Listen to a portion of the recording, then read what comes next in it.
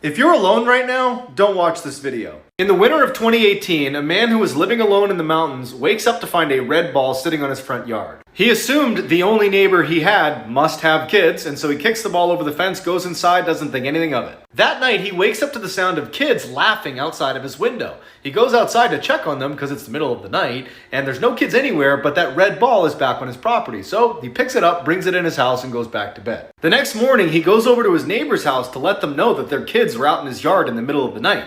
But it turns out his neighbor is just some old man who lives alone, and there aren't any kids anywhere in the area. That night, he wakes up again to the sound of kids on his property, and when he looks outside, there's no kids, but that red ball is back on his property. Panicked, he runs downstairs to make sure the one he brought in is still inside, and it's gone. He checked every window and door, and everything was still locked. It didn't make any sense. He decides to look out the window one more time, and off in the distance is some weird, stiff figure watching him.